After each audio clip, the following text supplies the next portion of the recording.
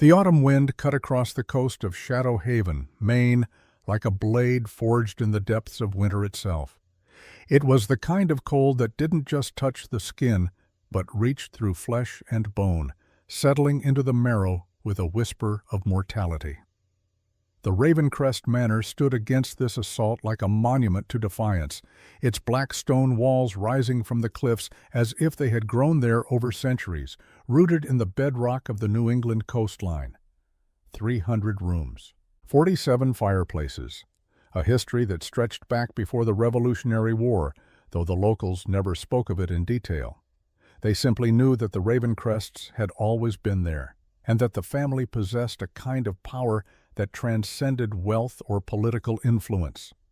It was the power of those who lived in the margins of daylight, who conducted their business when honest men slept, and who commanded respect through means that were better left unexamined. Inside the eastern servants' quarters on the third floor, Seraphina Ashford pressed her forehead against the frosted glass of a narrow window and watched the ocean churn beneath the cliff. She was 19 years old, though the exhaustion in her green eyes made her look older. Her dark auburn hair, once carefully maintained, now hung in a simple braid down her back, practical rather than beautiful. Her hands, once smooth from a childhood spent among books and poetry, were now rough with calluses from 3 months of scrubbing floors, polishing silver, and carrying loads that seemed designed to break the spirit as much as the body. She had been at Ravencrest Manor for exactly 93 days. She knew because she marked each one on the small calendar she kept hidden beneath her thin mattress. 93 days since her father, Gideon Ashford, had signed the contract that bound her labor to this place. 93 days since their lives had collapsed under the weight of a debt that had grown from misfortune into something monstrous. Seraphina closed her eyes and let herself remember, just for a moment, what life had been like before. The Ashford Bookshop had been a sanctuary in Portland, a narrow 3-story building wedged between a coffee house and an antique dealer on a street where intellectuals and artists still gathered despite the relentless march of gentrification. Her father had inherited it from his father, who had inherited it from his father before him. 4 generations of Ashfords had curated those shelves, building a collection that focused on rare editions, obscure poetry, and philosophical texts that major chains would never stock. Seraphina had grown up in the aisles, learning to read from first editions of Keats and Shelley, falling asleep to her father's recitations of Byron and Wordsworth. Gideon Ashford was a gentleman, a scholar who believed that books were not commodities but sacred vessels of human thought. He barely made enough to keep the lights on, but he had been happy. They had been happy. Then came the fire. It was December of 2022. Seraphina had been 16, helping her father prepare for the holiday rush. They had just acquired a collection of illuminated manuscripts from an estate sale, genuine 14th-century works that Gideon had intended to display as the centerpiece of a special exhibition. The investment had stretched their finances to the breaking point, but Gideon had been certain it would pay off. Lucian Corvino had other plans. Corvino was a real estate developer who had been buying up properties on their street for 2 years, turning historic buildings into luxury condos and overpriced boutiques. He had made Gideon 3 offers to buy the bookshop, each one more generous than the last. Gideon had refused them all. The shop was his legacy, his purpose, his entire world. He would sooner burn it down himself than sell it to a man who would gut it and turn it into another soulless storefront. So Corvino had done it for him. The fire started at 2 a.m. on December 15th. By the time the fire department arrived, the entire first floor was engulfed. Gideon had been sleeping in the apartment above the shop and had nearly died trying to save the manuscripts. Seraphina had watched from across the street, held back by firefighters screaming her father's name as flames consumed everything they owned. The official investigation concluded it was an electrical fire, faulty wiring in a building that was over 100 years old. These things happened. The insurance payout barely covered a quarter of what they had lost. The manuscripts were destroyed. The rare books were ash. Gideon's life's work vanished in a single night. And Corvino had been there the next morning, standing in the smoke-damaged ruins with a new offer. Not to buy the property, which was now worthless, but to help. $50,000. A personal loan to help Gideon get back on his feet. Interest-free for the first year. Payable over 10 years. It seemed like a lifeline thrown to a drowning man, and Gideon, broken and desperate, had taken it. That had been 3 years ago. Serafina now understood that Corvino had never intended for them to repay it. The contract had been written in language that Gideon, in his shock and grief, had not properly examined. The interest-free period had been a trap. After 12 months, the interest began to compound monthly at a rate that would have been illegal if Corvino had been operating through a legitimate bank. But Corvino didn't use banks. He used lawyers who specialized in private contracts, and he used connections that existed in the shadows where the law rarely penetrated. By 2025, the $50,000 had become $300,000, an impossible sum. Corvino had begun making demands. First, he wanted the land where the bookshop had stood. Then, when that was transferred, he wanted Gideon's personal collection of books acquired over a lifetime. Then furniture, then family heirlooms. Each payment barely touched the principal, and the interest continued to grow like a cancer. Finally, in September of this year, Corvino had made his final offer. The debt would be forgiven if Gideon agreed to send Serafina to work at Ravencrest Manor for 1 year. Just 1 year of service, and the Ashfords would be free. Gideon had refused at first. He was a broken man, but he was still a father. The idea of sending his daughter into servitude, of binding her to a contract he didn't fully understand, was abhorrent to him. But Corvino had been patient. He had explained that the position was legitimate, that Serafina would be well treated, that it was simply domestic work in a wealthy household. He had shown Gideon documents, references, assurances, and most importantly, he had shown him the alternative, debtor's prison, a legal mechanism that still existed in certain jurisdictions for certain kinds of private debt. Gideon would go to jail and Serafina would be left alone with nothing.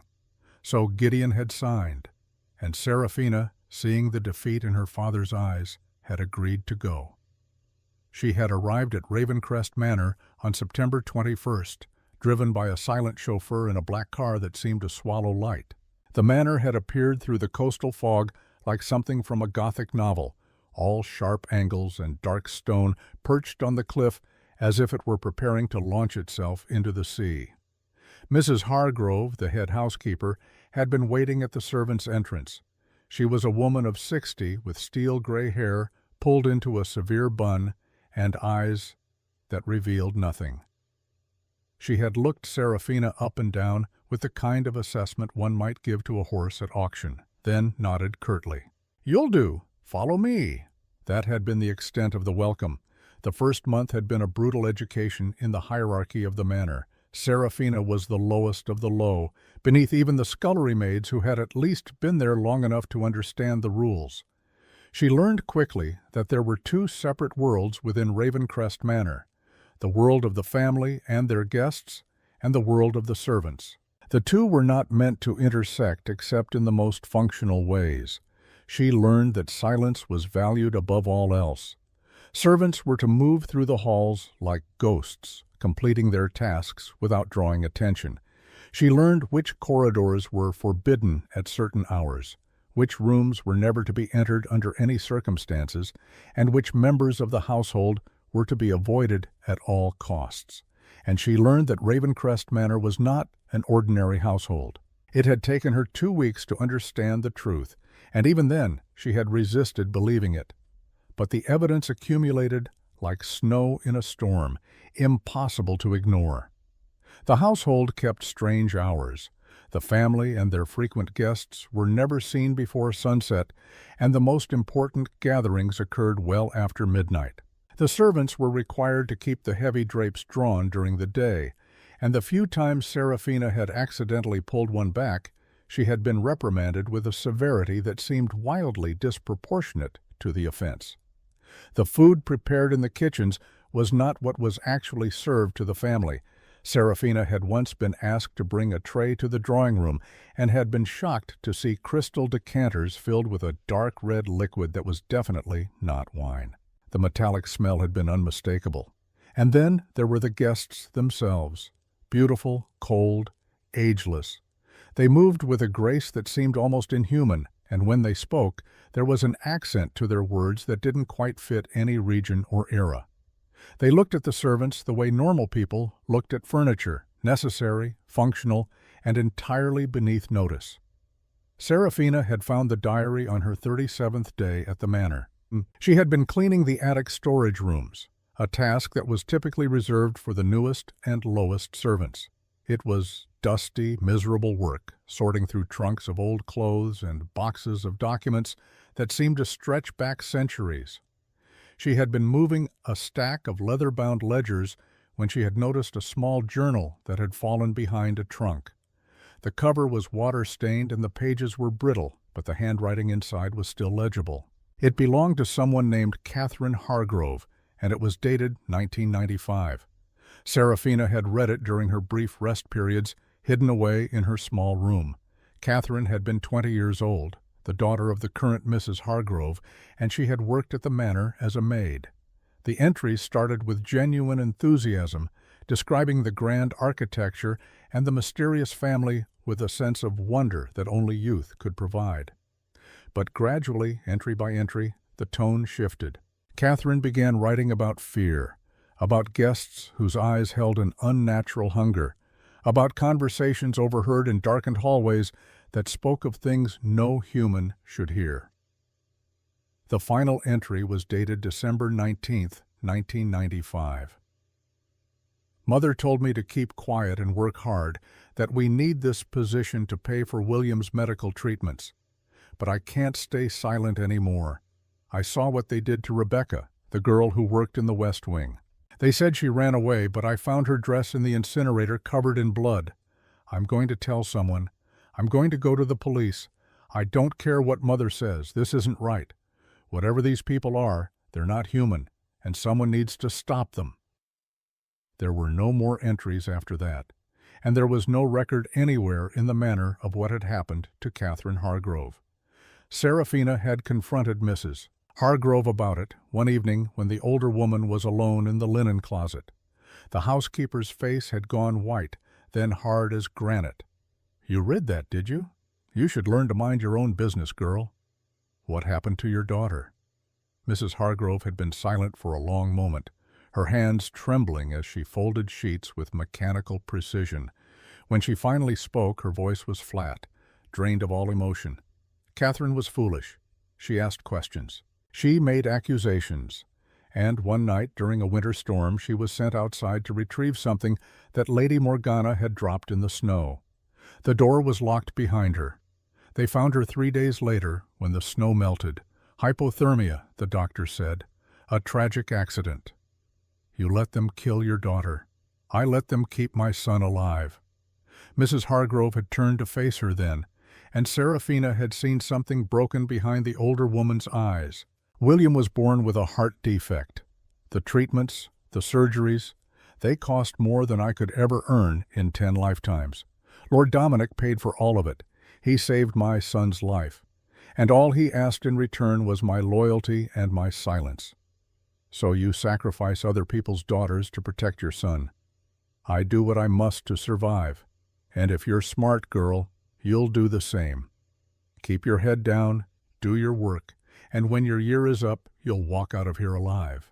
That's more than Catherine got. That conversation had been 4 weeks ago. Since then, Serafina had moved through the manor with a constant low hum of fear beneath her thoughts.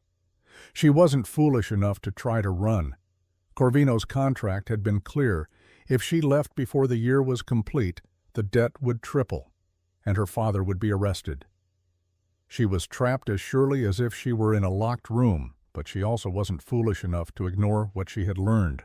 Ravencrest Manor was home to vampires, real, actual vampires, and she was living among them like a lamb in a den of wolves, hoping that her usefulness as a servant would outweigh any other value she might have. The thought should have been absurd. Vampires were fiction, the stuff of movies and cheap novels. But Seraphina had always been her father's daughter, a child raised to look at the world with clear eyes and accept evidence over comfortable illusions. And all the evidence pointed to an impossible truth. So she had adapted. She learned to move through the halls with even more care, to never meet the eyes of the family or their guests, to make herself as invisible and uninteresting as possible. She worked hard, kept silent, and counted the days until her contract would be complete. She had 272 days left. 9 months.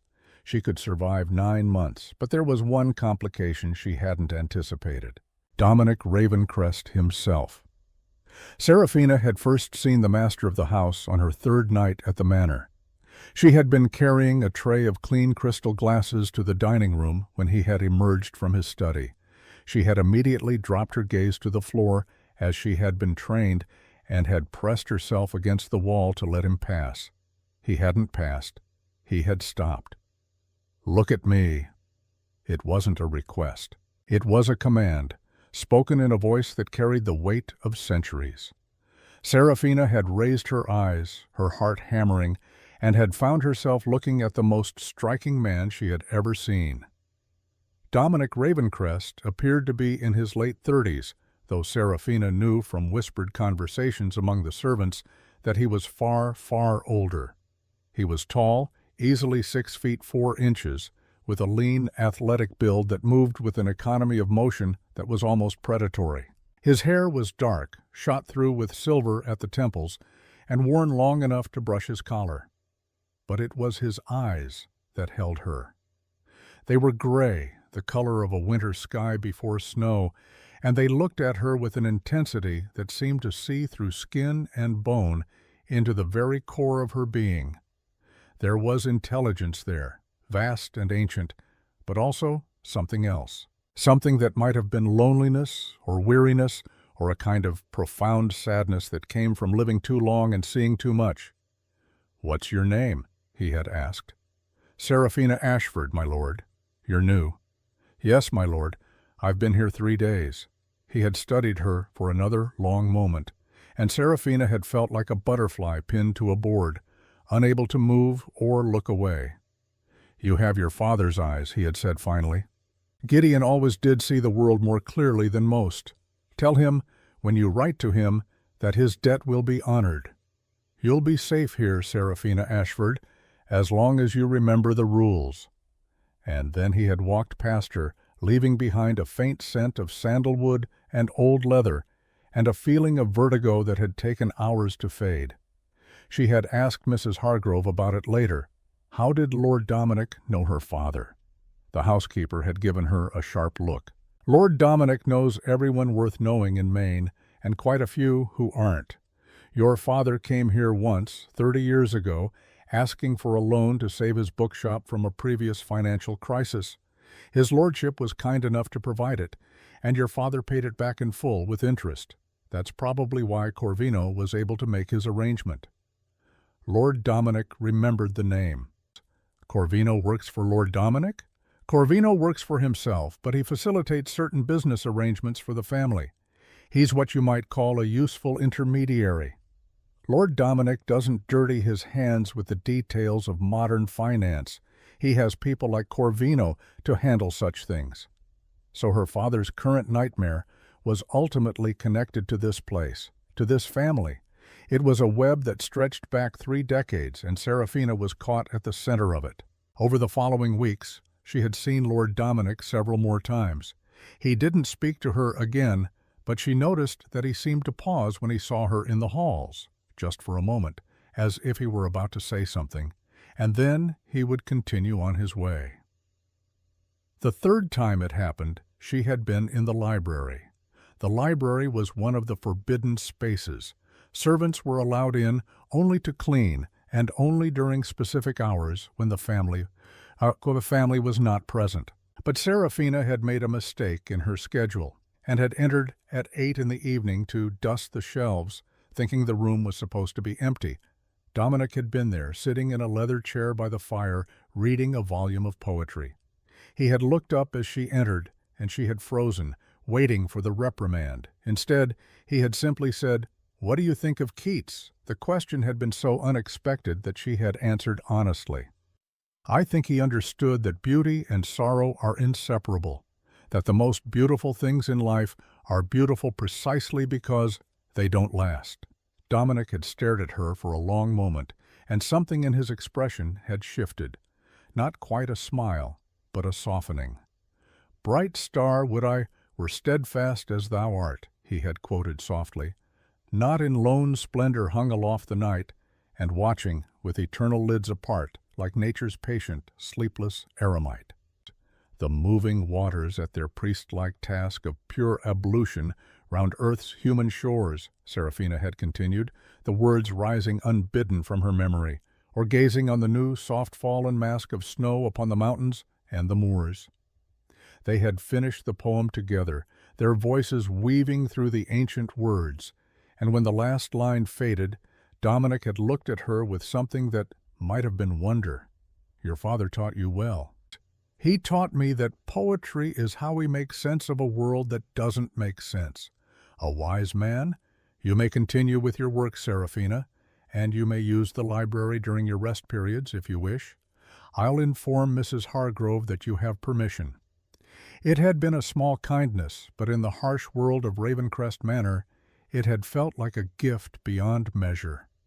Seraphina had begun spending her few free hours in the library, reading the books that lined the walls.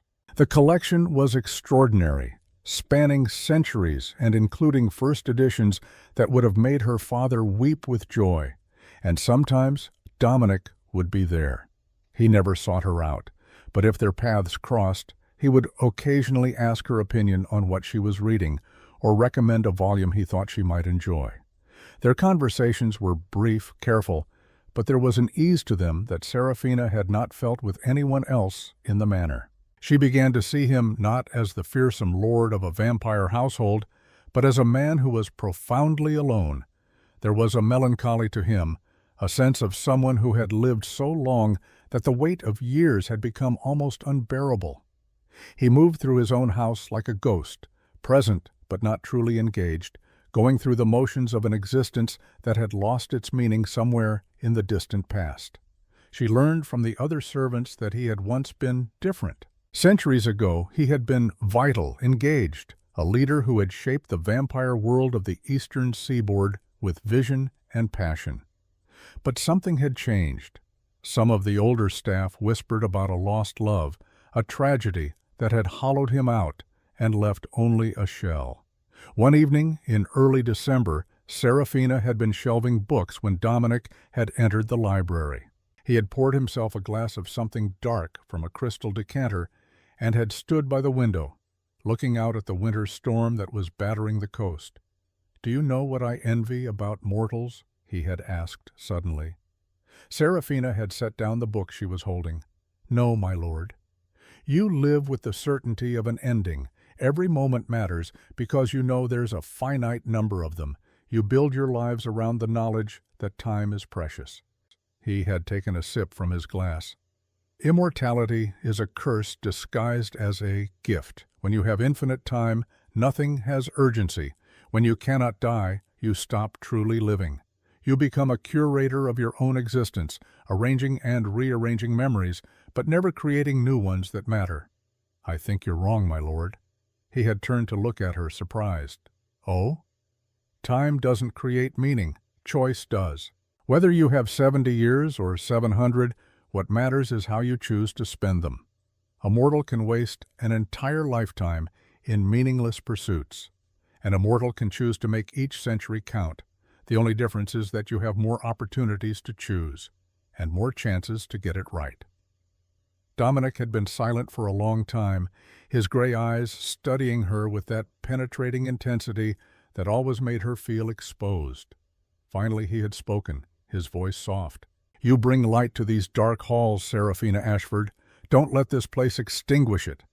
And then he had left, leaving her standing among the books, her heart racing for reasons she didn't fully understand. That had been 2 weeks ago. Since then, the atmosphere in the manor had grown tense. Isolde Nightshade had arrived. Lady Isolde was introduced as Lord Dominic's fiancée, a match that had been arranged between two of the most powerful vampire families in North America. She was breathtakingly beautiful, with pale blonde hair that fell like silk to her waist, and eyes the color of Arctic ice. She carried herself with the kind of regal confidence that came from centuries of privilege and power, moving through the manor as if she already owned it. She was also cruel in ways that were both subtle and devastating. Isolde had marked Serafina as a threat within hours of her arrival. It was nothing that could be proven or complained about, just a series of small, vicious actions that made Serafina's life measurably worse. Her work assignments became harder, the tasks deliberately impossible to complete in the allotted time. Her rest periods were cut short, with urgent summons for trivial matters. She was assigned to serve at table during the formal dinners, where she had to stand for hours while Isolde and the other guests treated her as if she were furniture. And Isolde watched her, constantly, like a cat watching a mouse waiting for the perfect moment to pounce. The breaking point came on December 18th. Serafina had been serving tea in the drawing room when Isolde had suddenly turned to Dominic and said, in a voice loud enough for everyone to hear, "Darling, I've noticed that you've given the new servant access to the library. I didn't realize we were running a charity for wayward girls." Dominic had looked up from his correspondence, his expression carefully neutral. "Serafina is an educated woman who appreciates literature. I saw no harm in allowing her to read during her rest periods. But don't you think it's inappropriate? Allowing servants to have access to the family's private spaces? It blurs the boundaries. They might start to forget their place." "I don't think there's any danger of that." "Really? Because I've heard her speaking to you. Quite familiar, isn't she? One might almost think she considers herself your equal." The room had gone silent. Serafina had stood perfectly still, her eyes on the floor, her hands gripping the tea tray so hard her knuckles had turned white. Dominic's voice, when he spoke, had been cold enough to frost the windows. "Lady Isolde, I would remind you that how I choose to run my household is not your concern. Serafina has done nothing wrong. If you have complaints about the staff, you may address them to Mrs. Hargrove." "Of course, my lord. I simply worry about maintaining proper standards. After all, we have our wedding to think about. The winter solstice celebration is only 3 days away. It will be the social event of the season, and I want everything to be perfect.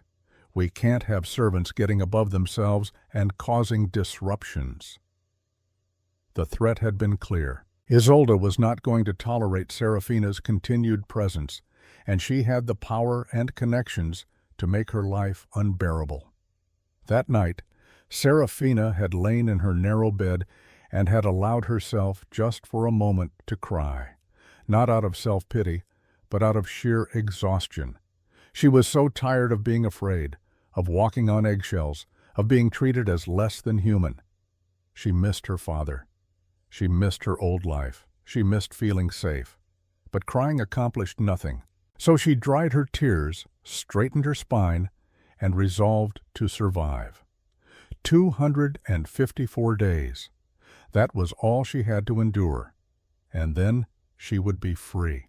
She had no way of knowing that she only had 3 days left. The winter solstice fell on December 21st, and Ravencrest Manor had been preparing for weeks. The celebration was a tradition that stretched back centuries, a gathering of the most powerful vampire families in the eastern United States. It was politics, social maneuvering, and ancient ritual, all wrapped in the veneer of a formal dinner party. The servants had been working around the clock to prepare. The great hall had been decorated with evergreen boughs and holly. The silver had been polished until it gleamed, and the kitchens had been preparing elaborate dishes that would serve as props for a meal that the guests would never actually eat. Serafina had been assigned to serving duty, which meant She would spend the evening carrying trays, refilling glasses, and standing at attention against the walls. It was exhausting work, made worse by the knowledge that she would be on display for hours, subject to the critical eyes of the assembled elite. Mrs. Hargrove had gathered the serving staff that morning for a final briefing. Her face had been even more severe than usual, her voice sharp with tension. "Tonight you will be perfect, not good. Perfect. These guests are the most important people in our world, and any mistake will reflect on this household and on Lord Dominic himself. You will move silently. You will speak only when directly addressed. You will keep your eyes down and your thoughts to yourself. Is that understood?" A chorus of "Yes, Mrs. Hargrove" had echoed through the servants' hall. "Seraphina, you will be assigned to Lady Isolda's section. She has specifically requested you." Seraphina's stomach had dropped. Being assigned to Isolda was not a privilege. It was a punishment, a setup. But she had simply nodded. "Yes, Mrs. Hargrove." Now, as the sun set on December 21st and the guests began to arrive, Seraphina put on her uniform, a simple black dress with a white lace collar, and prepared herself for whatever the evening would bring.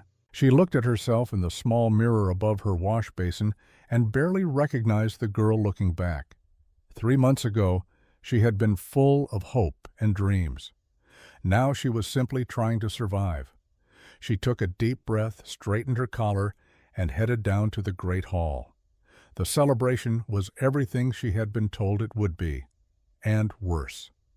The hall was filled with beautiful, ageless people who moved with inhuman grace and spoke in voices that carried the weight of centuries. They laughed and conversed and played at being civilized, but Seraphina could feel the predatory nature beneath the elegant facade. She served wine and cleared plates and tried to be invisible, but Isolda made sure that was impossible. "You there, girl, come here." Seraphina approached, her heart sinking. "Yes, my lady?" "This wine is substandard. Bring me a bottle from the 1847 vintage, and be quick about it." Seraphina hurried to the wine cellar, retrieved the bottle, and brought it back. Isolda examined it, then shook her head. "No, not this one. The other 1847, the one from the southern vineyard." Back to the cellar. Back with the bottle. Wrong again. Back down, back up, over and over, each trip designed to humiliate, to exhaust, to remind Seraphina of her place. By 10 o'clock, Seraphina's feet were screaming and her back ached. But the evening was far from over. At midnight, Isolda rose from her seat and addressed the room. "My dear friends, I'm afraid I've had a small accident. My diamond earring, the one that Lord Dominic gifted me as a token of our engagement, seems to have come loose. I believe it fell somewhere on the terrace when I stepped out earlier to admire the snow. It's a family heirloom, irreplaceable. I simply must have it back." She turned to Seraphina with a smile that didn't reach her eyes. "You, go out to the terrace and find it, and don't come back until you have it in your hand." Seraphina looked toward the terrace doors. Beyond the glass she could see a wall of white. The blizzard that had been building all day had fully arrived, with winds that made the windows rattle and snow that fell so thick it was impossible to see more than a few feet. "My lady," Seraphina said carefully, "the storm is very severe. Perhaps I could search once the weather improves, or ask one of the groundskeepers to—" "Did I ask for your opinion?" Isolda's voice cut like a whip. "I gave you an order. You will go out, and you will stay out there until you find my earring. Unless you'd prefer I tell Lord Dominic that you refused a direct command?" Mrs. Hargrove stepped forward, her face pale but set. She walked to the terrace doors and unlocked them. The wind immediately tore them open, blasting snow and freezing air into the warm room. Seraphina looked around desperately, hoping for intervention, for mercy, for anyone to speak up and say this was madness. But the guests simply watched with mild interest, and Mrs. Hargrove looked away, her jaw tight. Dominic was not in the room. He was in his study on the 3rd floor, handling some urgent business with visiting dignitaries. He had no idea what was happening. Seraphina walked to the threshold. She was wearing only her thin uniform dress and her worn shoes. No coat, no gloves, no hat. "Go on," Isolde said sweetly. "The sooner you start looking, the sooner you'll be warm again." Serafina stepped out onto the terrace. The cold hit her like a physical blow, stealing the breath from her lungs. Before she could turn back, before she could beg for even a shawl, the doors slammed shut behind her. She heard the lock engage. And then she was alone with the storm. The cold was not gradual. It was immediate and total, a violence that assaulted every exposed inch of skin with the ferocity of a living thing. Serafina gasped, and the frigid air seared her lungs, making her cough and double over. The wind screamed across the terrace like a chorus of the damned, driving snow horizontally into her face with enough force to sting. She turned back to the doors, pounding on the glass with hands that were already beginning to lose sensation. Through the frost-covered panes, she could see the warm glow of the great hall, the silhouettes of the guests returning to their conversations and their drinks. The heavy velvet curtains swung closed, cutting off even that distant view of warmth and light. She was erased, forgotten, as if she had never existed at all. The terrace was a long stretch of black stone that jutted out from the manor's southern face, suspended over the cliff. During the day, it offered a spectacular view of the Atlantic Ocean crashing against the rocks below. Now, in the heart of the blizzard, it was simply a platform of ice and darkness, bounded by a stone balustrade that was already buried under 6 inches of fresh snow. Serafina tried to think rationally through the panic that was clawing at her chest. She needed to find shelter. The terrace had no covering, no alcoves, nowhere to escape the wind. But there was a storage shed at the far end where the gardeners kept their tools. If she could reach it, if it was unlocked, she might be able to wait out the storm there. She started walking, leaning into the wind, her arms wrapped around herself in a futile attempt to preserve heat. Each step was a battle. The snow was already ankle-deep and rising, and her thin shoes offered no traction on the ice beneath. She slipped twice, catching herself on the balustrade, the frozen stone burning her palms. The shed was locked. Of course it was locked. Serafina pulled at the handle until her hands were too numb to grip it anymore, then slumped against the door, trying to use her body to block the wind. It didn't help. The gale seemed to come from every direction at once, finding every gap in her clothing, every vulnerable spot. She could feel the cold working its way into her core. Her teeth chattered so violently that she was afraid they would crack. Her fingers had gone from painful to numb, and she could no longer feel her feet inside her sodden shoes. The wet fabric of her uniform was freezing against her skin, turning into a sheet of ice that crackled when she moved. She had to keep moving. She knew that much from the survival books her father kept in the shop. Hypothermia set in when the body stopped generating heat. As long as she kept moving, kept her blood circulating, she had a chance. But moving required energy, and she had so little left. She had been on her feet since dawn, running errands for Isolde, climbing stairs, carrying trays. She hadn't eaten since a hurried breakfast 12 hours ago. Her body had nothing left to burn. Still, she forced herself away from the shed and back toward the doors. Maybe if she kept knocking, someone would take pity. Maybe one of the other servants would convince Mrs. Hargrove to let her in. Maybe Dominic would return to the great hall and see what was happening. Maybe.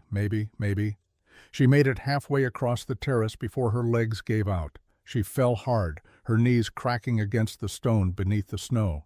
Pain flared, sharp and bright, and then faded into the general numbness. She tried to stand, but her muscles wouldn't obey. She was so tired, so terribly, impossibly tired. The wind howled its victory. Serafina crawled forward on her hands and knees, each movement slower than the last. The snow was falling so thick now that she couldn't see the doors anymore, couldn't see anything but white. The world had contracted to this small space, this frozen hell, and there was no way out. She thought about her father.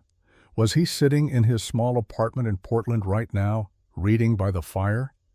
Did he think about her? Did he wonder if she was safe? Or did he know on some level that he had sent his daughter into a death trap? She hoped he would forgive himself. Whatever happened to her, it wasn't his fault.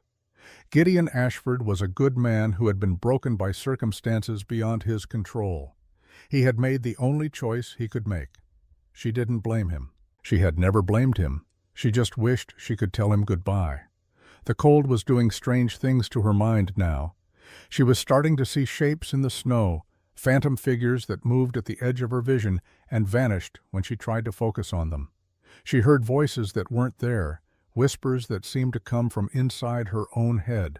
One voice was clearer than the others, was a woman's voice, gentle and sad. "Don't give up yet, child, he's coming. He just doesn't know it yet." Serafina tried to respond, but her jaw was locked shut, her lips frozen together. She couldn't speak. She could barely breathe. Her hands plunged into a drift of snow, searching for an earring that she knew didn't exist. Isolde had never lost anything. This was never about a piece of jewelry. It was about power, about cruelty, about putting an uppity servant in her place. It was about eliminating a perceived threat in a way that would look like an accident. 30 years ago, Catherine Hargrove had been locked out in the snow and had died. Tonight, history was repeating itself, and Mrs. Hargrove had once again chosen her own survival over someone else's daughter. Serafina wanted to be angry about that. She wanted to rage against the injustice, the casual cruelty, the monstrous selfishness of it all. But anger required energy, and she had none left. She felt only a deep, resigned sadness. This was how it ended then. 19 years old, frozen to death on a terrace while aristocrats and monsters drank wine and celebrated the longest night of the year. There was a certain grim poetry to it.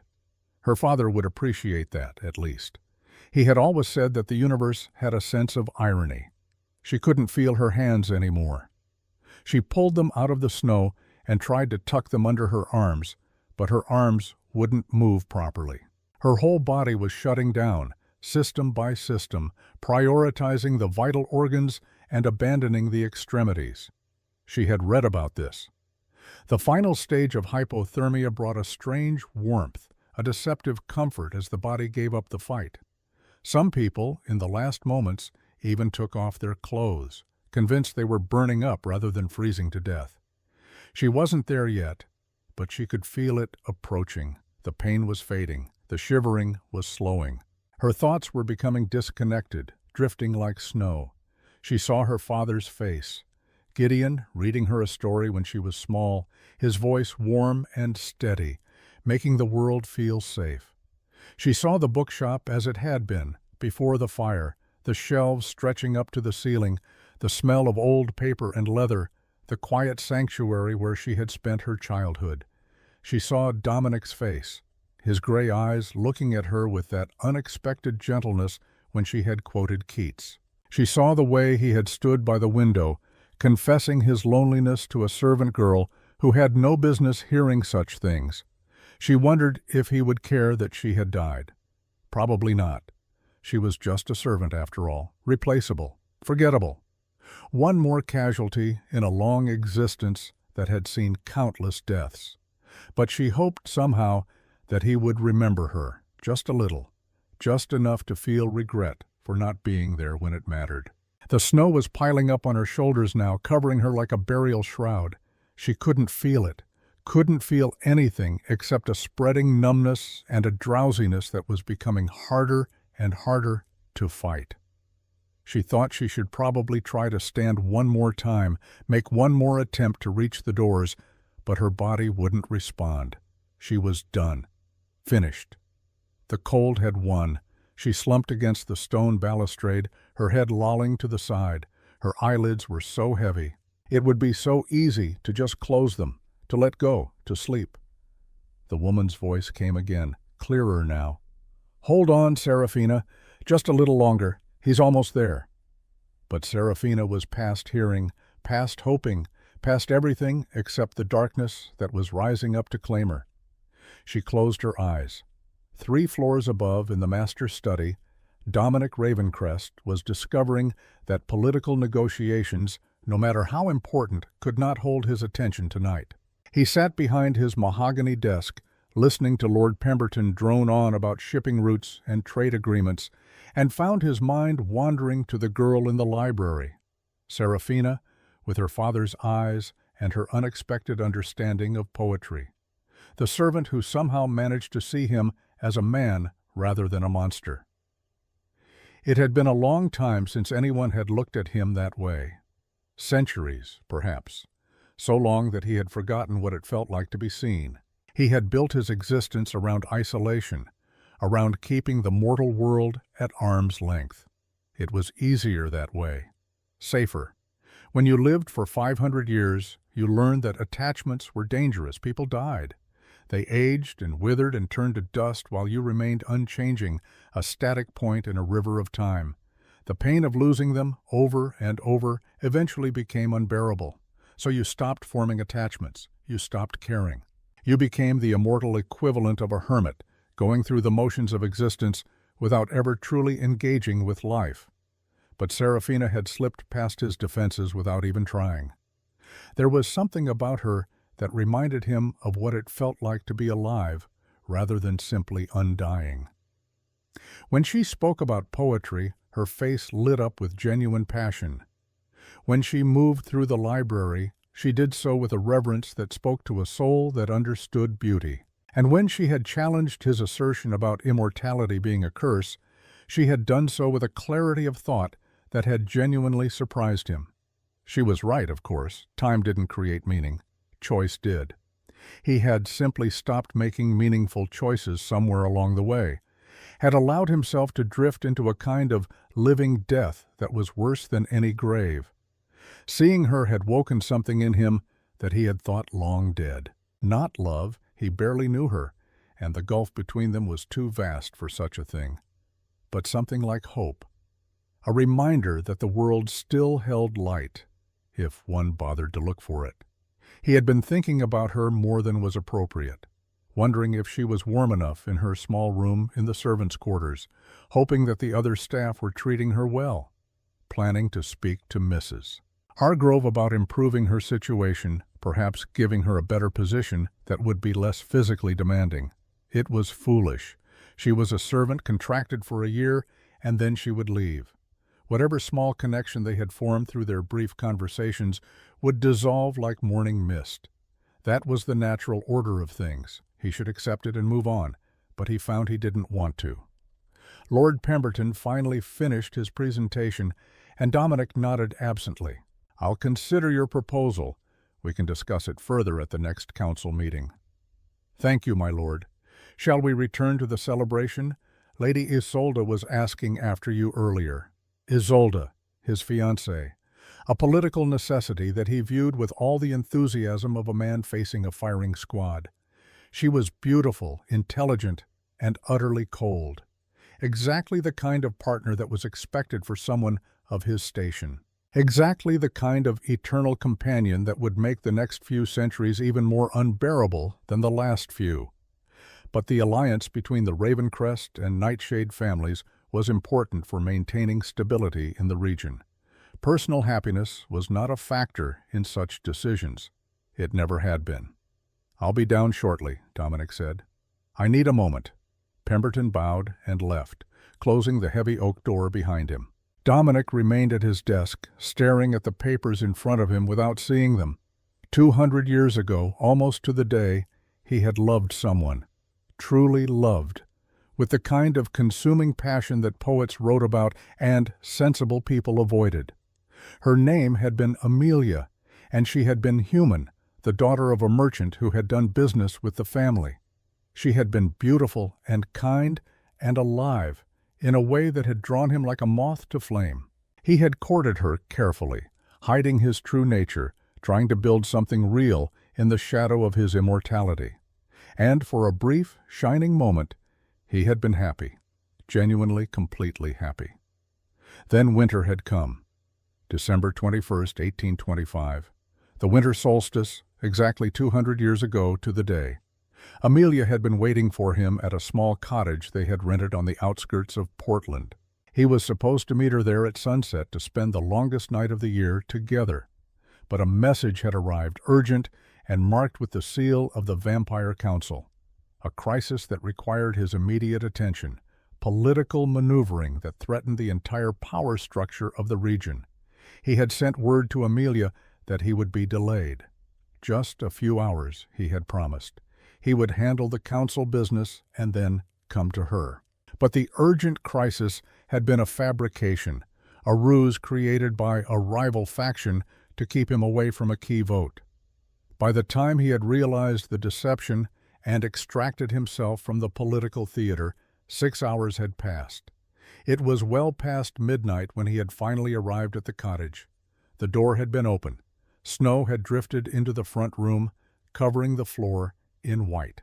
And Amelia had been sitting in a chair by the window, still wearing her best dress, her eyes open and staring at nothing. She had waited for him. Through the cold, through the growing storm, she had waited, believing he would come. By the time hypothermia had taken her, she had been frozen in place, her skin pale as marble, her lips blue. He had held her body and had howled his grief into the winter night, and something inside him had broken. The part of him that believed in goodness, in love, in the possibility of redemption. All of it had died with her. He had chosen politics over love, power over the person who mattered most, and that choice had hollowed him out, turning him into the empty shell that now moved through the centuries with no purpose beyond simple existence. Since that night, he had not allowed himself to care about anyone, not deeply, not in a way that mattered. It was too dangerous, too painful. Better to remain distant, untouchable, safe in his isolation. But now there was Serafina, bringing light to dark hallways, quoting poetry, challenging his assumptions. She wasn't Amelia, he knew that. She was her own person, with her own mind and her own future. But she reminded him of what it felt like to connect with someone, to see possibilities beyond the endless gray of immortal existence. And that terrified him. He stood and walked to the window, looking out at the storm. The blizzard had intensified over the last few hours, turning the world into a howling white void. He could see the snow piling up on the terrace below, drifts forming against the stone balustrade. Something moved in the white, a dark shape, small and huddled against the railing. Dominic frowned and leaned closer to the glass, his supernatural vision piercing through the storm with clarity that no human could match. It was a person. Someone in dark clothing collapsed against the stone, barely visible under the accumulating snow. His heart, which beat perhaps once a minute, gave a sudden violent lurch. He pressed his face against the glass, his breath fogging the window.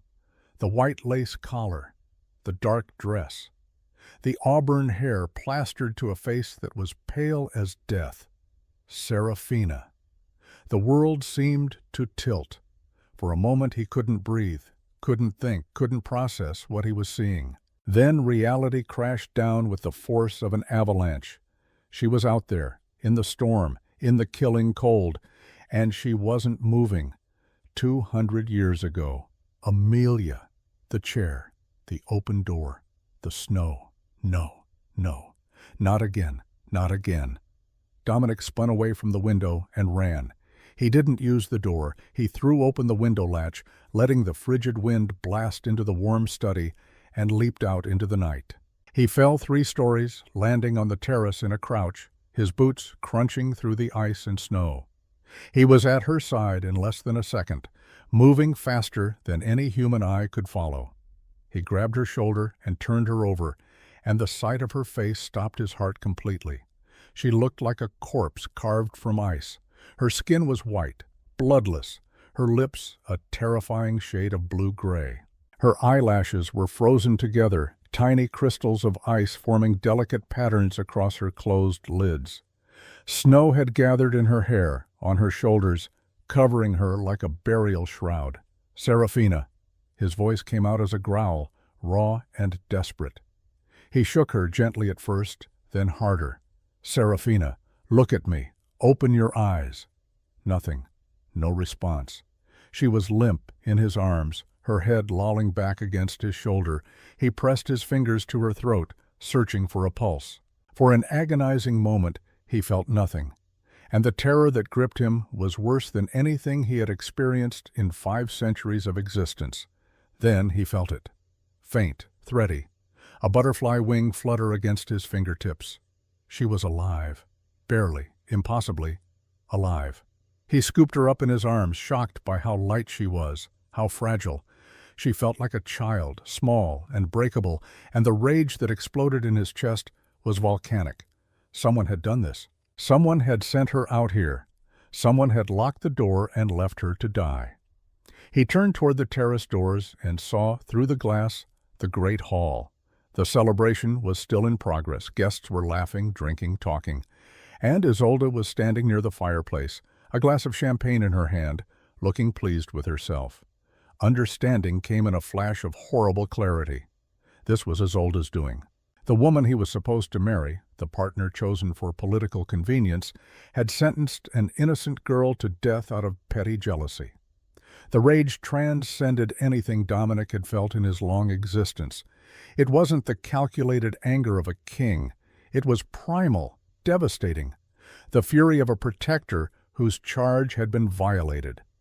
He looked down at Serafina's frozen face, and a memory surfaced. Amelia, the cottage, the chair, the realization that he had arrived too late. But this time, he wasn't too late. This time, he could still save her. "I've got you," he whispered fiercely into the wind, holding her tighter against his chest. "I've got you, little star. Don't you dare leave me. You haven't seen the spring yet." He turned back toward the doors, his eyes beginning to glow with a crimson light that came from rage rather than hunger.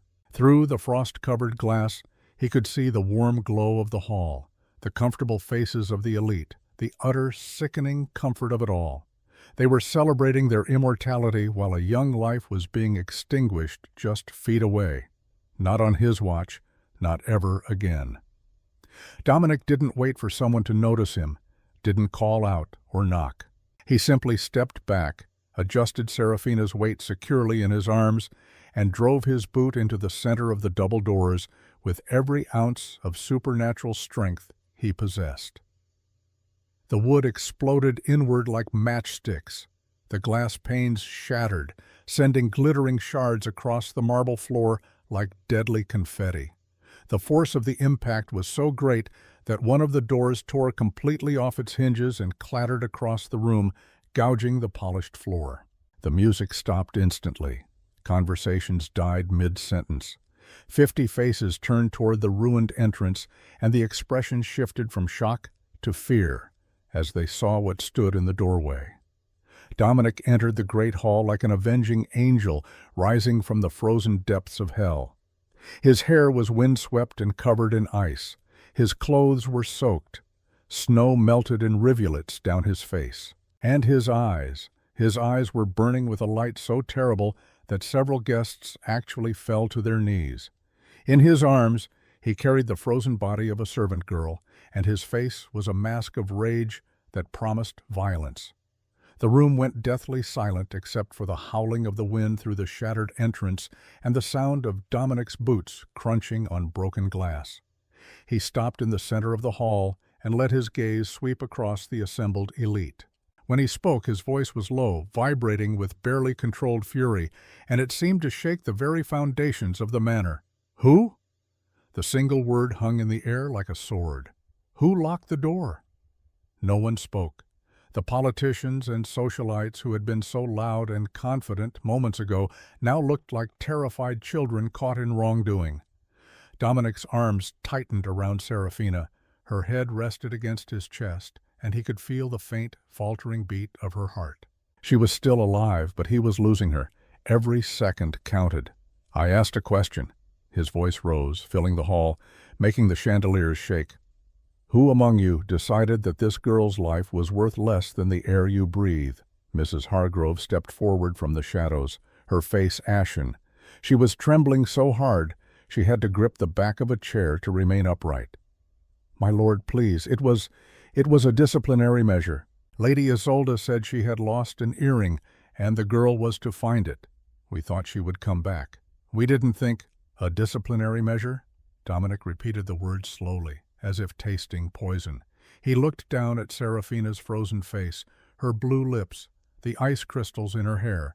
You locked a human girl out in a blizzard for 30 minutes because of a piece of jewelry. You didn't think she would come back. You knew she couldn't. You expected to find a corpse in the morning and dispose of it quietly. He raised his eyes to Mrs. Hargrove, and the housekeeper actually flinched. Where is your daughter, Mrs. Hargrove? Catherine, the one who died exactly the same way 30 years ago on a night just like this. Did you think I didn't know? Did you think I didn't remember? The housekeeper's face crumpled. My lord, I had no choice. My son, there is always a choice. You chose your son's life over someone else's daughter, and now you've done it again. He turned his gaze to Isolde, who was trying to maintain her composure, smoothing the crimson silk of her dress with hands that shook slightly. Dominic, don't be dramatic, she said, her voice high and brittle. She's just a servant. She probably exaggerated the cold to get attention. Look at her. She's filthy. Dominic crossed the distance between them in 3 strides, moving so fast that Isolde didn't have time to react. He stopped inches from her, and the cold radiating from his body and from Serafina's frozen form hit Isolde like a physical wall. Touch her, Dominic whispered, and the softness of his voice was more terrifying than any scream. Touch her hand, Isolde. I will not. Touch her! The roar shattered a crystal chandelier above them, sending glass raining down onto the marble floor. Isolde flinched and reached out with one manicured finger, brushing it against Serafina's frozen hand. She recoiled instantly, her eyes widening in genuine shock. My God, she's like ice. I didn't think it was that cold. She is dying, Dominic said, his eyes boring into hers with an intensity that promised a dark future. And she is dying because you value a stone over a soul. That is the difference between us, Isolde. I have spent 5 centuries learning the value of life, and you have spent yours learning how to destroy it. You are no longer welcome in this house, nor in this state. If I see your face again after tonight, I will ensure you experience the same cold you forced upon her. He turned his back on her, a gesture of absolute dismissal that stripped her of status in a single breath. Silas, his commander of the guard, materialized from the shadows, a scarred veteran who had served the family for 200 years. Clear the room. The celebration is over. Every guest is to leave this estate within the hour. If anyone remains when the sun rises, they will answer to me personally. Yes, my lord. Take Mrs. Hargrove to the gatehouse.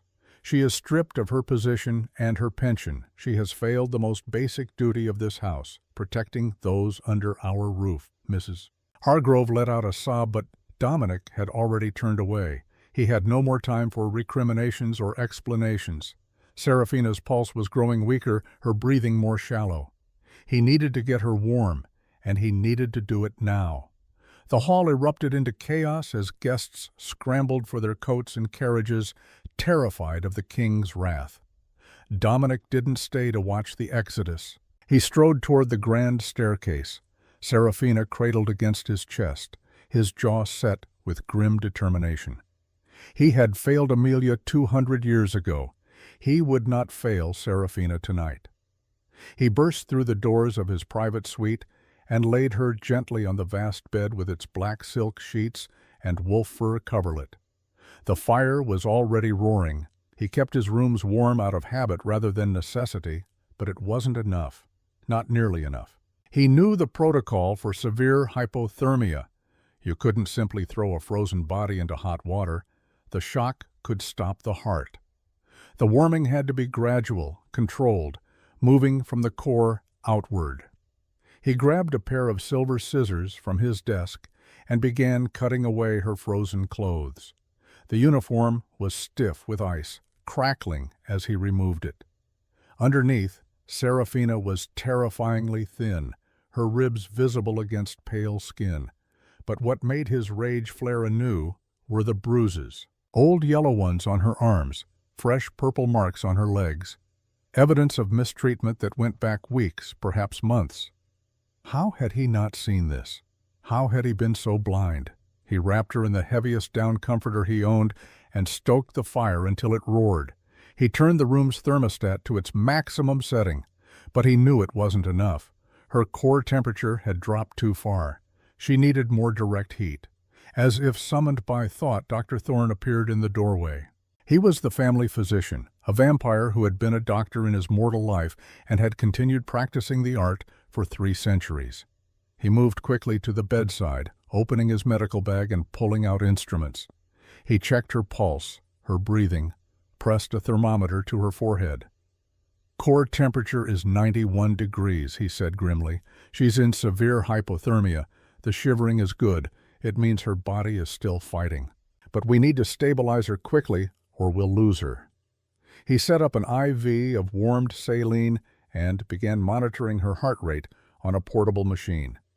"We need more heat," Dr. Thorne said, looking at Dominic with a knowing expression. "External and internal. The blankets are a start, but the most effective method in a case this severe is direct skin-to-skin contact. She needs a heat source. Someone with a higher body temperature and a steady pulse." Dominic didn't hesitate. He stripped off his wet shirt and trousers, leaving himself in only his undergarments. His body temperature ran naturally higher than a human's, maintained by the supernatural metabolism that powered his existence. He climbed into the bed and pulled Serafina's small, frozen body against his chest. The shock of her cold skin against his was jarring, like embracing a statue carved from a glacier. But he didn't flinch. He wrapped his arms around her, tangling his legs with hers to maximize contact, and pulled the comforter over them both. He began rubbing her arms and legs, trying to stimulate blood flow back to her extremities. "I'm here, Serafina," he whispered against her ear, his breath warm on her frozen skin. "I've got you. The storm can't reach you here. Just stay with me. Breathe for me." He felt her heart fluttering against his chest like a trapped bird, weak and irregular. But it was there. She was fighting. He just had to help her win. For the next 4 hours, Dominic lay there, becoming her anchor, her furnace, her entire world. He spoke to her constantly, his voice low and soothing, telling her stories of the Maine coast, of stars that shone over the ocean, of the future she still had ahead of her. "You're going to survive this," he told her, his lips against her temple, "and when you wake up, everything will be different. No one will hurt you again. I swear it on my immortal soul. You're safe now, Serafina. You're home." Slowly, agonizingly, the violent shivering began to subside. Her skin started to lose its waxy pallor, warming to a faint, healthy pink. Her breathing became more regular, deeper, less labored. Dr. Thorne checked her vitals again and nodded with satisfaction. 94 degrees, 95, she's stabilizing. You're bringing her back, my lord." Dominic didn't respond. He simply held her tighter, this fragile human girl who had somehow become important to him in ways he didn't fully understand and wasn't ready to examine. Somewhere around 4 in the morning, Serafina stirred. Her eyelids fluttered, and her hand moved weakly against his chest. Her lips parted, and she whispered something so soft he almost didn't hear it. "You came back." Dominic's breath caught in his throat. His hand came up to brush a damp strand of hair from her forehead. "Serafina, can you hear me? You're safe. You're in my room, and you're safe." Her eyes opened slightly, unfocused and glazed with fever. She looked at him, but he wasn't sure she was really seeing him. Her hand reached up, touching his face with fingers that were still cold. "You're too late," she whispered, and the words were like a knife to his heart. The cold, it already won. "No," Dominic said fiercely, catching her hand and pressing it against his chest, against his slow, steady heartbeat. "No, you're going to live. Do you hear me, Serafina? You're going to live, and you're going to see the spring, and you're going to dance at your wedding and read poetry to your children and grow old and gray and full of stories. The cold hasn't won. I won't let it." But she had already slipped back into unconsciousness, her breathing evening out into the rhythm of deep sleep. Dominic held her through the rest of the night, watching the eastern sky slowly lighten beyond the windows. As dawn broke on Christmas morning, He felt her temperature continue to rise, felt her heartbeat grow stronger, felt her body relax into genuine sleep rather than the half-death of hypothermia. He made a silent vow to the universe and to the ghost of Amelia and to whatever gods might be listening. He would not fail again. Whatever it took, whatever it cost, Seraphina Ashford would survive this night. And anyone who tried to hurt her again would learn what it meant to face the full wrath of a 500-year-old vampire king who had finally found something worth protecting. Dawn broke over Ravencrest Manor on Christmas morning with a sky the color of pale silver, washed clean by the storm that had finally blown itself out in the early hours. The blizzard had left behind a world transformed, every surface covered in pristine white. The trees along the cliff bowed under the weight of ice and snow. It was beautiful in the way that dangerous things often are, a reminder that nature could kill as easily as it could inspire. Inside the master suite, Seraphina woke to warmth. It was the first thing she registered, even before conscious thought fully returned. Warmth, deep and pervasive, soaking into bones that felt like they had been frozen to the marrow. She was wrapped in something impossibly soft, and there was a steady rhythm against her ear, a slow, powerful heartbeat that anchored her to the present. She opened her eyes slowly, her lashes pulling apart with a faint resistance as the last of the ice crystals melted away. The ceiling above her was not the cracked plaster of her servants' quarters, but dark wood beams, hand-carved and ancient. The bed she lay in was enormous, the mattress so soft it felt like floating on clouds. And there was an arm around her waist, heavy and protective, keeping her pressed against a source of heat that radiated like a furnace. She turned her head, careful and slow, and found herself looking at Dominic Ravencrest. He was asleep, or something close to it, his eyes closed and his breathing even. He had positioned himself between her and the edge of the bed, one arm draped over her, the other tucked beneath his head. His chest was bare, and she realized with a jolt of mortification that she was wearing very little herself, just her undergarments and what felt like one of his shirts, far too large for her frame. The memories came flooding back. The terrace, the snow, the cold so intense it had felt like burning, the locked door, the realization that she was going to die. And then, like something from a fever dream, Dominic, appearing out of the storm, his eyes blazing with fury, carrying her through shattered doors. She tried to sit up and immediately regretted it. Her muscles screamed in protest, stiff and sore, and a wave of dizziness washed over her. A hand pressed gently against her shoulder, easing her back down. "Easy," Dominic said, his voice rough with sleep. His eyes opened, gray as morning mist, and focused on her with an intensity that made her breath catch. "You've been through hell. Your body needs time to recover." "What?" Her voice came out as a croak, her throat raw. She swallowed and tried again. "What happened? How long have I been here?" "Almost 12 hours. It's Christmas morning." He reached for a glass of water on the bedside table and helped her sit up enough to drink. The water was cool and sweet, and she drank it greedily until he gently pulled the glass away. Slowly, too much too fast will make you sick. She leaned back against the pillows, her head spinning. "I should go. Mrs. Hargrove will be looking for me. The breakfast service—" "Mrs. Hargrove no longer works here," Dominic said, his voice flat. "She was dismissed last night, along with several others who failed you." Seraphina stared at him. "Dismissed? But she's been here for decades. Her son will be fine. I've made arrangements for his continued care, but Mrs. Hargrove made a choice last night, and she will live with the consequences." His jaw tightened. "She locked you out to die, Seraphina, just as she did to her own daughter 30 years ago. That's not something I can forgive." The words hung in the air between them, heavy with implications she was too exhausted to fully process. She looked down at her hands, at the faint blue tinge still visible beneath her fingernails, the reminder of how close she had come to the edge. "Lady Isolde," she whispered. "She'll be angry. She'll tell you I refused to follow orders, that I stole the earring. Isolde is gone." Dominic's voice cut through her panic like a blade. "I banished her from my lands. She will never speak to you again, and she will certainly never threaten you or anyone under my protection. The engagement is dissolved. The alliance with the Nightshade family is over." Seraphina's eyes widened. But that's political suicide. The alliance was supposed to stabilize the region. Your advisors can find another solution." He reached out and took her hand, his palm warm against her cold fingers. "Seraphina, I have lived for 500 years, and in that time I have made countless decisions based on politics, on strategy, on what was best for the family and the territory.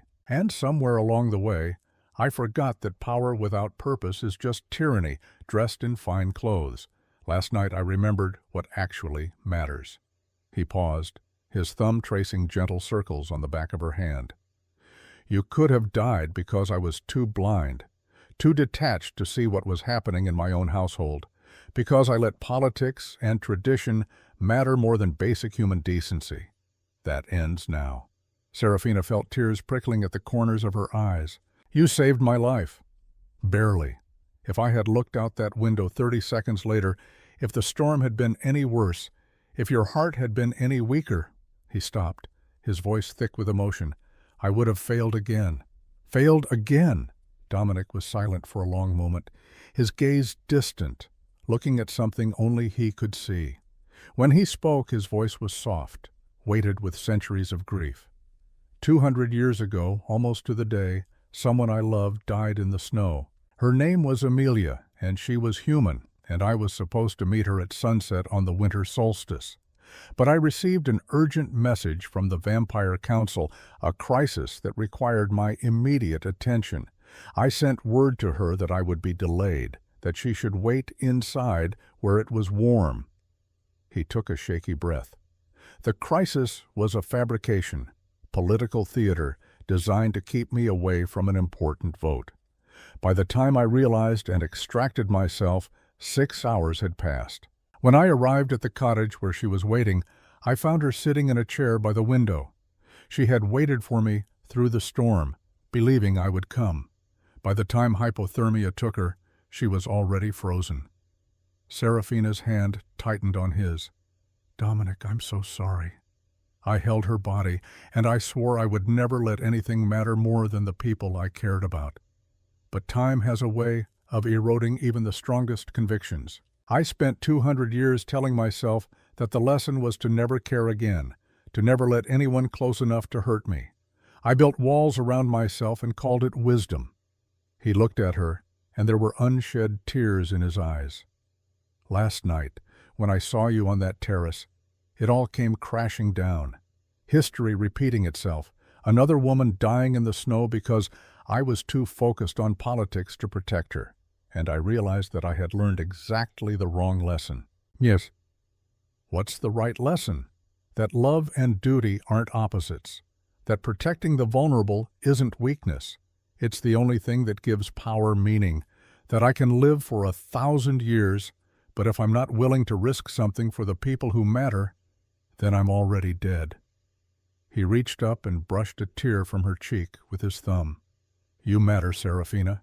You brought light into these dark halls, and I will not let that light be extinguished by cruelty or indifference. Not ever again." They sat in silence for a while, hands clasped, the only sound the crackling of the fire and the gentle tick of a clock on the mantel. Finally, Seraphina found her voice. "What happens now? To me, I mean. I still have 9 months left on my contract with Mr. Corvino."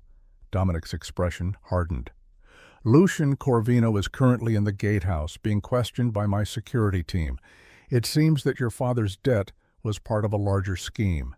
Corvino has been running a private lending operation that specifically targets vulnerable people, then manipulates the contracts to create impossible debt situations. He's done it to dozens of families over the past decade. But that's illegal. It is. And when I'm finished compiling evidence, it will be presented to the proper authorities. Corvino will spend a significant portion of his mortal life in prison." Dominic's smile was cold. "But that's not the part that will hurt him most. I've also frozen all of his assets and dissolved his business licenses. By the time he gets out, he'll have nothing. And my father? Your father's debt no longer exists. I bought it from Corvino last night for the original amount, $50,000, which I then forgave. The contract binding you to service here has been voided. You're free, Serafina. As of this moment, you owe nothing to anyone." The words didn't make sense at first. Free. It was a concept she had stopped allowing herself to think about, a future that had seemed impossibly distant. And now it was here, handed to her like a gift she didn't know how to accept. "I don't understand. Why would you do this?" Dominic looked at her with an expression she couldn't quite read. "Because I can. Because it's the right thing to do. And because—" he hesitated, then continued. "Because when I thought you were dying, when I held you and felt your heartbeat fading, I realized that the worst thing in the world would be to lose you before I had a chance to know you. Not as a servant, not as an obligation, but as Serafina. The woman who quotes Keats and challenges my assumptions and sees me as a man rather than a monster." Her breath caught. "Dominic, there's more. Your father is being moved from Portland as we speak. I've offered him a position as head librarian here at the manor. The collection is extensive and in need of someone with his knowledge and passion for books. The position comes with a salary that will allow him to live comfortably and a cottage on the estate grounds. I thought—" he paused, suddenly uncertain. "I thought you might want to be near him, that after everything you've been through, you might need family." Serafina felt tears streaming down her face, hot and overwhelming. For months she had lived in a nightmare of fear and exhaustion and hopelessness. And now, in the span of a single night, everything had changed. She was free. Her father was safe. The debt that had hung over them like a death sentence was gone. "Thank you," she whispered, her voice breaking. "Thank you for everything." She reached out and pulled him into an embrace, pressing her face against his chest, and let herself cry. Not from sadness, but from relief so profound it felt like being born again. Dominic's arms came around her, strong and steady, and he held her while she shook with sobs. "You're safe now," he murmured against her hair. "I promise you, Serafina, you're safe." The days that followed Christmas were a blur of recovery and adjustment. Dr. Thorne visited daily, monitoring Serafina's progress as her body healed from the hypothermia. The frostbite on her fingers and toes was mild, requiring only careful care and warm compresses. The bruises from months of hard labor faded slowly, yellow and green replacing purple. But the deeper wounds, the trauma of nearly dying, the months of fear and mistreatment, those would take longer to heal. Dominic moved her from the servants' quarters to a guest suite on the second floor, a beautiful room with windows that looked out over the ocean and furniture that belonged in a palace. He assigned a gentle older woman named Mrs. Pemberton as her personal attendant, making it clear that Serafina was a guest, not a servant, and was to be treated as such. The other staff members, the ones who remained after the purge of those who had failed her, were tentative around her at first. They didn't know how to interact with someone who had been one of them and was now clearly under the Lord's personal protection. But Serafina made it a point to be kind, to remember their names, to ask about their lives. Slowly, walls came down. On the third day after Christmas, Gideon Ashford arrived. Serafina was sitting in the library, reading a first edition of Wordsworth that Dominic had left on her chair with a note saying he thought she'd enjoy it. When she heard the commotion in the entrance hall, she set the book aside and ran, her heart pounding, barely noticing the twinge in her still healing muscles. Her father stood in the doorway, older and grayer than she remembered, wearing a threadbare coat that had seen too many winters. He had a single suitcase in his hand and an expression of bewildered hope on his weathered face. "Papa!" She flew into his arms, and Gideon caught her, holding her so tightly she could barely breathe. They stood there in the grand entrance, crying and laughing, while the staff discreetly looked away. "Serafina, my darling girl, I thought when Mr. Corvino said you were working here, I feared—" "I'm okay, Papa. I'm safe now.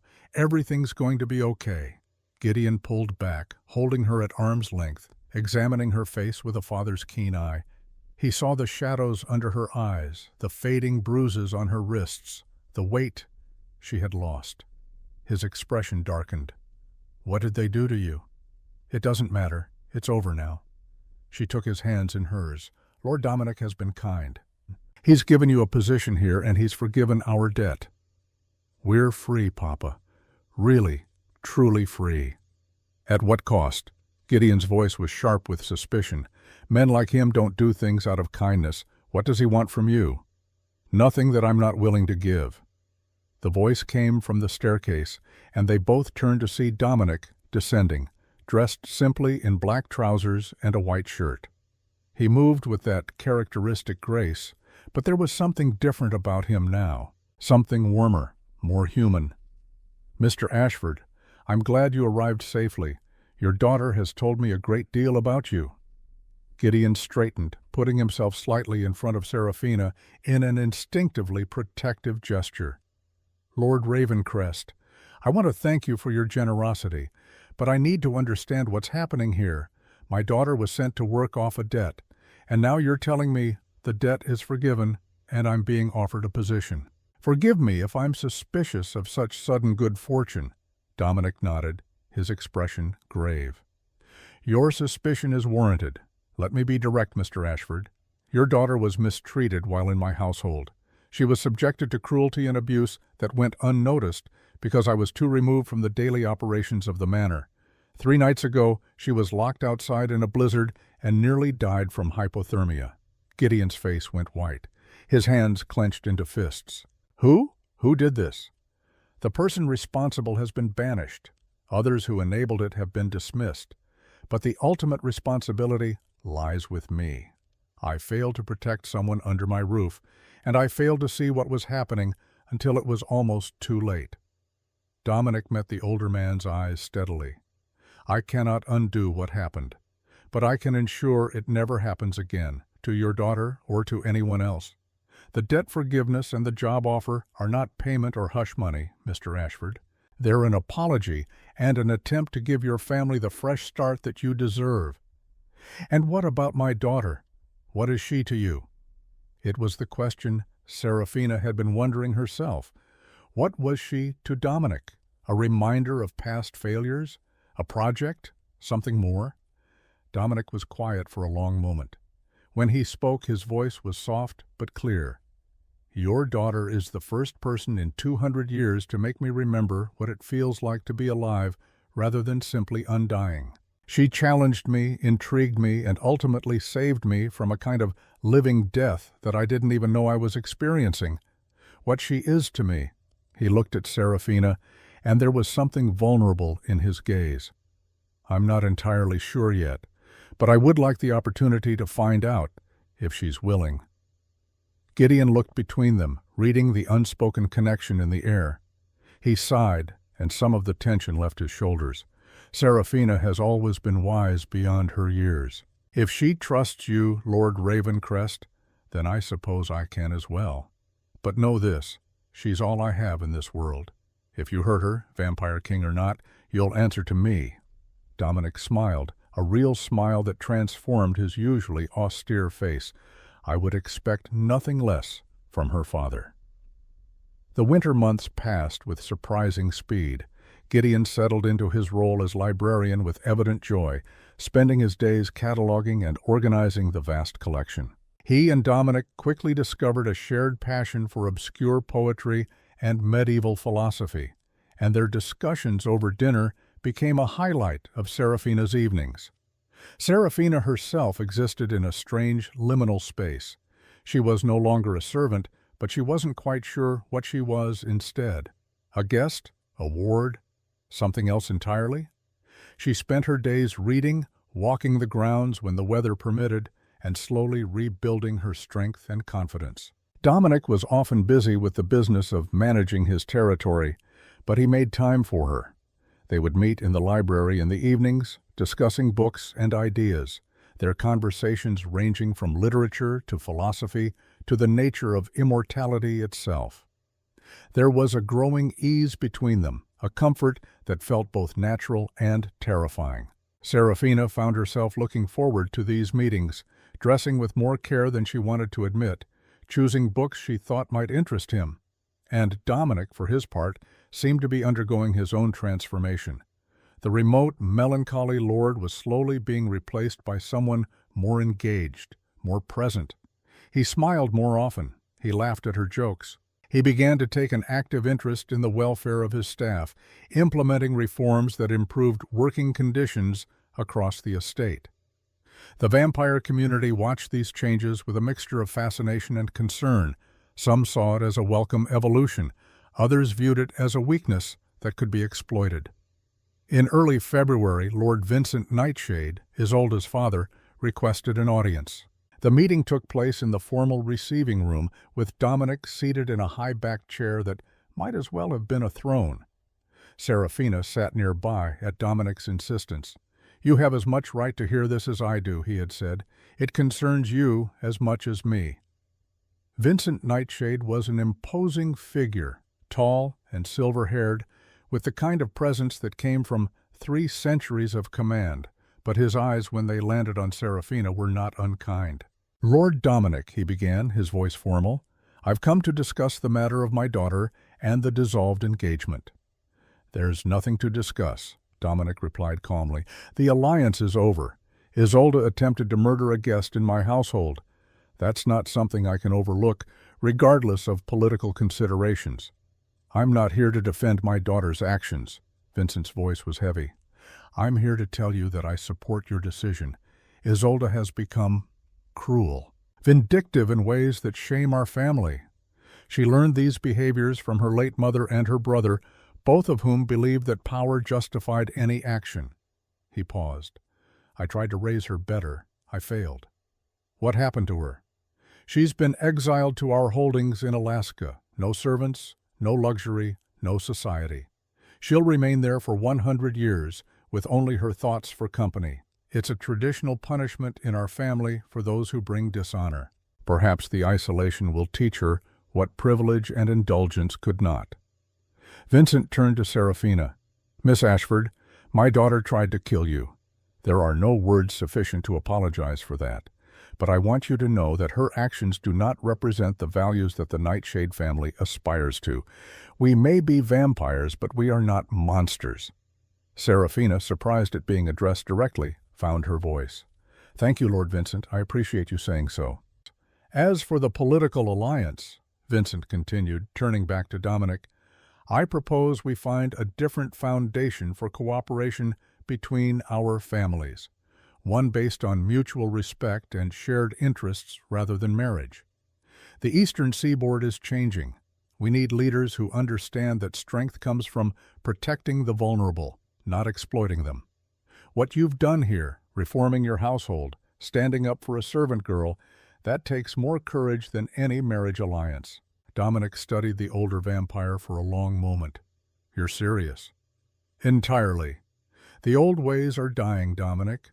We can either evolve or become irrelevant. I'd rather evolve." He stood, extending his hand. "Let's build something new, an alliance based on principle rather than convenience." Dominic rose and clasped Vincent's hand. "I think that's a conversation worth having." After Vincent left,